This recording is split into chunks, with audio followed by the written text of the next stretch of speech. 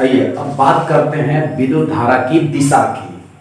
Title है विद्युत धारा की दिशा, direction of electric current, direction of electric current. चलिए मैं एक बार देख लेता हूं।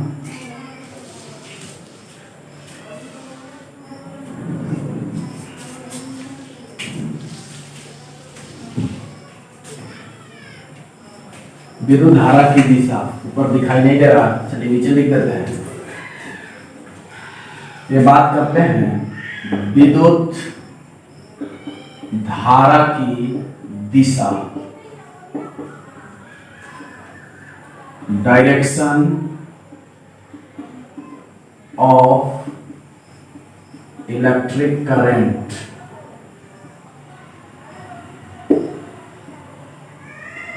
ठीक है, अच्छा चलिए दिशा को जानने से पहले एक चालक लेते हैं। एक चालक पदार्थ है और इस चालक पदार्थ को एक बैटरी से कनेक्ट करते हैं। ये पता है प्लस होता है और ये आपका माइनस सिरा है। इसको बैटरी का प्लस से धनात्मक टर्मिनल बोला जाता है और इसे बैटरी का ऋणात्मक टर्मिनल बोला जाता है।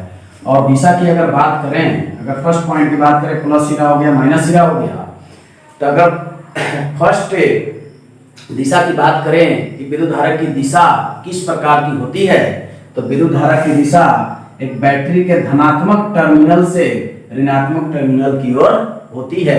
ये आपको याद करना है। तो यहां लिखेंगे बैटरी के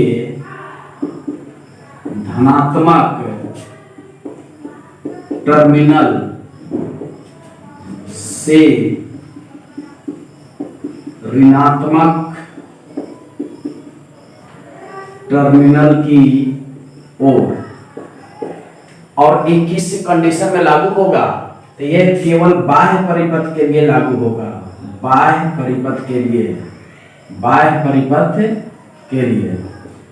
ठीक है, अब यहां पे आपको समझना है कि विद्युत धारा की जो दिशा होती है वो बैटरी के धनात्मक टर्मिनल से ऋणात्मक टर्मिनल की ओर होती है, लेकिन कंडीशन है कैसा परिपथ के लिए होगा, तो ये ओपन सर्किट के लिए केवल होगा, बाह्य परिपथ के लिए होगा। दूसरा, धारा की दिशा आप इस प्रकार से व्यक्त कर सकते हैं कि इलेक्ट्रॉन की जो गति होती है, हमने पिछले क्लास इलेक्ट्रोकेमिस्ट्री में बताया था कि ये प्लस है और यहाँ पे माइनस है। अगर इलेक्ट्रॉन की गति इस प्रकार से हो रही है तो इसके जस्ट ऑपोजिट विद्युत धारा की दिशा होती है। मतलब ये हुआ कि प्लस जो है माइनस की ओर आएगा और माइनस किसकी ओर जाएगा, प्लस की ओर जाएगा। ये यूनिवर्सल ट्रूथ है कि प्लस माइनस की ओर जाएगा और माइनस प्लस की ओर ही जाएगा। तो दूसरा हो गया इलेक्ट्रॉन के गति के विपरीत, मतलब कि जिस साइड में इलेक्ट्रॉन की गति होगी उसके जस्ट ऑपोजिट विद्युत धारा की दिशा होगी। तो विद्युत धारा की दिशा को समझना है आपको कि ये चालक पदार्थ है। एक चालक पदार्थ में अगर बैटरी कनेक्ट करते हैं तो इसकी अगर दिशा आपको बताना है तो इसकी दिशा प्लस से माइनस की ओर होगी और दूसरा इलेक्ट्रॉन के गति के विपरीत होगी।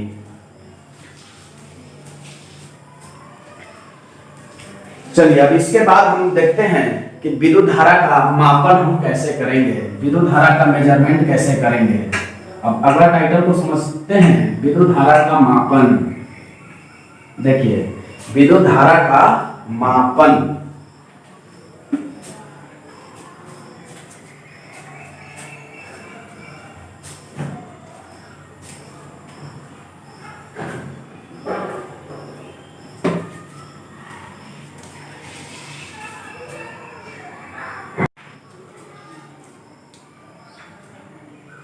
चलिए देखते हैं विद्युत धारा का मापन। विद्युत धारा का मापन, विद्युत धारा का मापन कैसे करेंगे।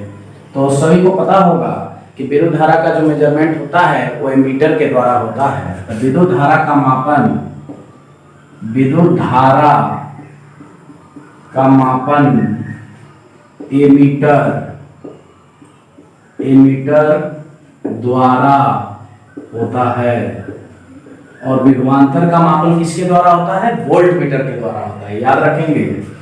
अब अगला बात आती है कि एमीटर को एक सर्किट में किस क्रम में जोड़ा जाता है। तो याद रखना है कि एमीटर को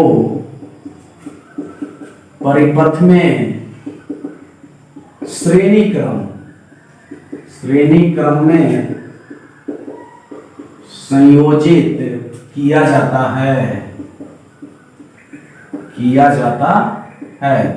एमीटर को श्रेणी क्रम में संयोजित किया जाता है। क्लियर है?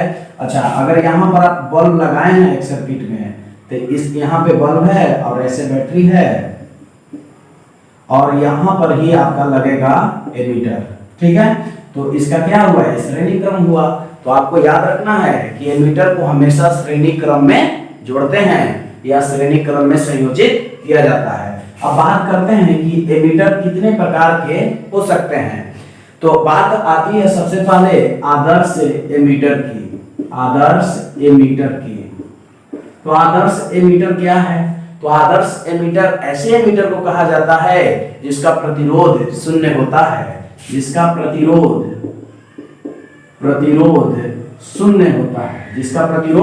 शून्य होता है, मतलब उसमें किसी प्रकार का रुकावट नहीं हो, तो वैसे एमीटर को बोला जाता है आदर्श एमीटर, मतलब कि अच्छा एमीटर। अच्छा, सामान्य एमीटर किस प्रकार का होता है ये भी जान लीजिए। सामान्य एमीटर का जो प्रतिरोध होगा वह निम्न होगा।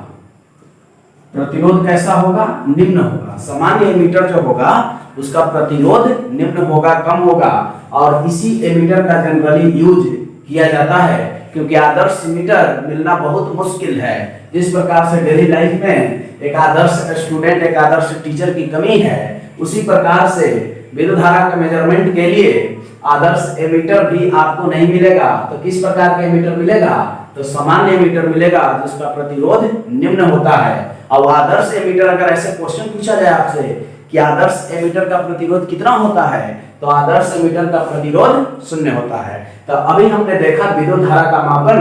तो विद्युत धारा का मापन एक यंत्र द्वारा किया जाता है, विद्युतीय यंत्र द्वारा किया जाता है। उस यंत्र का नाम है एमीटर, जिसे ए से सूचित किया जाता है। और एमीटर को परिपथ में श्रेणी क्रम में संयोजित किया जाता है। और आदर्श एमीटर का प्रतिरोध शून्य होता है और सामान्य एमीटर का प्रतिरोध निम्न होता है। अब बात करते हैं कि विद्युत धारा एक अदिश राशि है। क्यों? देखिए, अगर मैं बात करूं विद्युत धारा की,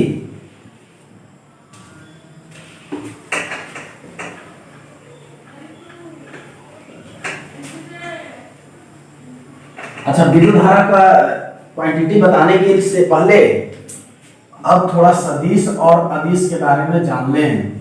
सदिश राशि और अदिश राशि के बारे में पहले जान लें। सदिश राशि और अदिश राशि क्या होता है, पहले इसके बारे में जान लें। तो सदिश राशि में जनरली हमने पढ़ा है कि परिमाण भी होना चाहिए और दिशा भी होना चाहिए, और इसमें केवल परिमाण। उसके बाद हमने 11th में एक कंसेप्ट को जाना था कि सदिश योग का नियम। सदिश योग का नियम, सदिश योग का नियम, और ये सदिश योग का नियम का पालन नहीं करता है। अब विद्युत धारा में भी वही कंडीशन है। मैंने अभी बताया कि विद्युत धारा की दिशा तो होगा, बिल्कुल सही है, दिशा होगा। परिमाण, जैसे परिमाण का मतलब हो गया 5 एम्पियर, 6 एम्पियर, 7 एम्पियर, ये सब क्या है? परिमाण है। तो परिमाण भी होगा। तो इसके बावजूद भी मैं कह रहा हूं कि विद्युत धारा जो है एक प्रकार के अदिश राशि है। तो क्यों है? क्योंकि यह सदिश योग के नियम का पालन नहीं करता है। अच्छा, तो सदिश योग का नियम का पालन करता है। मैं एग्जांपल आपको दे रहा हूं। जैसे एक ऑब्जेक्ट है, इस दिशा में इस पर 5 न्यूटन का बल लग रहा है और फिर इस दिशा में 5 न्यूटन का बल लग रहा है। तो अगर एक नेट पूछा जाए यहाँ पर रिजल्टेंट फोर्स कितना होगा, तो रिजल्टेंट फोर्स यहाँ पर 0 होगा, क्योंकि यहाँ पर दोनों डायरेक्शन अलग अलग है। 5 न्यूटन का उधर डायरेक्शन है और 5 न्यूटन का इधर डायरेक्शन है, तो दोनों एक दूसरे को कैंसल आउट कर देंगे। और यहाँ एफ रिजल्ट जो है, एफ नेट मतलब टोटल जो रिजल्ट है बल का, वो कितना आएगा? 0 के बराबर आएगा। तो हम कह सकते हैं कि जो फोर्स होता है वो सदिश योग के नियम का पालन करता है। लेकिन विद्युत धारा में दिशा होने के बावजूद भी जिस प्रकार से एक ऐसे धारा आ रहा है और एक ऐसे आ रहा है 5 एम्पियर 6 एम्पियर, और यहाँ पर अगर धारा निकालना है तो यहाँ पर ऐड केवल हो जाता है, एक दूसरे को कैंसल आउट नहीं कर पाते। इस स्थिति में 11 एम्पियर। अगला कंडीशन ये है कि इधर से आया 10 एम्पियर और इधर से आया 10 एम्पियर, ठीक है। तो ये अगर यहाँ निकालना है तो 10 एम्पियर प्लस 10 एम्पियर हो जाएगा 20 एम्पियर। तो कहने का मतलब ये हुआ कि विद्युत धारा में तो दिशा है, परिमाण भी है। ऐसे एरो के मतलब क्या होता है, तो एरो का मतलब ये भी आप जान सकते हैं, आगे चल के किरचॉफ का नियम पढ़िएगा उसमें जानिएगा। एरो का मतलब होता है धनात्मक और ऋणात्मक। इस जो एरो चिन्ह है, तीर का निशान है, ये इंगित करता है कि कौन से धारा धनात्मक है और कौन से धारा ऋणात्मक है।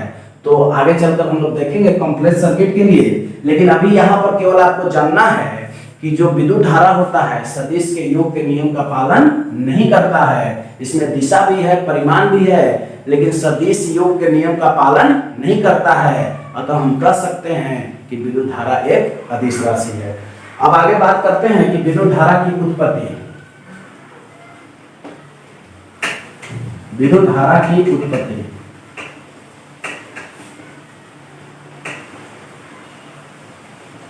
देखिए विद्युत धारा की उत्पत्ति का कारण क्या है, उत्पन्न होने का कारण क्या है। तो सबसे पहले मुक्त इलेक्ट्रॉन का कंसेप्ट आता है कि मुक्त इलेक्ट्रॉन के कारण विद्युत धारा की उत्पत्ति होती है।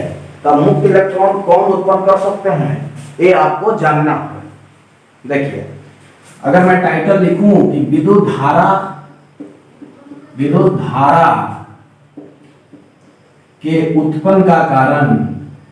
उत्पन्न का कारण अगर इस टॉपिक पर बहस करें तो सबसे पहले निकल के आता है मुक्त आयन। सबसे पहला टाइटल निकल कर आएगा मुक्त आयन।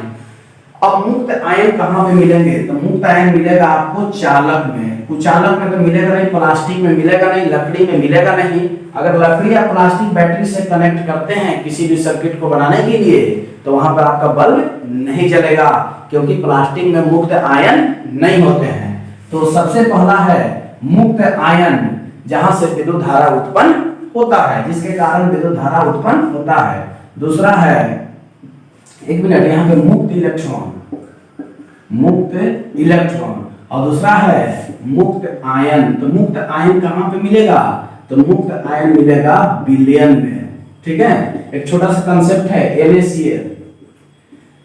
NaCl जानिए कि NaCl जब सॉलिड स्टेट में रहता है, NaCl जब सॉलिड स्टेट में होता है तब इनके जो कण होते हैं, इनके जो पार्टिकल्स होते हैं स्ट्रॉन्ग इंटरमोलिकुलर फोर्सेस द्वारा बाउंडेड होते हैं, जुड़े होते हैं, नहीं टूट पाते हैं। लेकिन जैसे ही NaCl लिक्विड स्टेट में प्रवेश करता है तो ये टूट जाता है, ऐसे आयन में टूट जाएगा, Na+ और Cl- में टूट जाता है। अब यहाँ से मुक्त आयन मिलता है जहां से विद्युत धारा आप प्राप्त कर सकते हैं। तो अभी हमने देखा विद्युत धारा के उत्पन्न होने का कारण दो हैं, मुक्त इलेक्ट्रॉन और मुक्त आयन। मुक्त इलेक्ट्रॉन कहां से मिलेंगे, चालक से मिलेंगे, और मुक्त आयन कहां से मिलेंगे, विलयन से मिलेंगे। या आप विद्युत अपघट्य भी लिख सकते हैं, विद्युत अपघट्य। तो आज की क्लास में हमने देखा कुछ टेक्निकल इशू है जो जल्दी ठीक कर लिया जाएगा। आज की क्लास में हमने देखा विद्युत धारा किसे कहते हैं, विद्युत धारा का कंसेप्ट को जाना, विद्युत धारा के मात्रक को जाना, विद्युत धारा की दिशा को देखे हम लोग, विद्युत धारा किस प्रकार की राशि है, विद्युत धारा को कैसे मापा जाता है, और विद्युत धारा के उत्पन्न होने का कारण क्या है। तो नेक्स्ट वीडियो में हम देखेंगे अनुगमन वेग, धारा घनत्व, और उसके नेक्स्ट वीडियो में हम देखेंगे अनुगमन वेग और विद्युत धारा के बीच संबंध और गतिशीलता। तो नेक्स्ट 2 वीडियो का मैं आपका टाइटल बोल चुका, आप इसको देख कर आइएगा। नेक्स्ट वीडियो में मिलते हैं अनुगमन वेग और धारा घनत्व के साथ। धन्यवाद।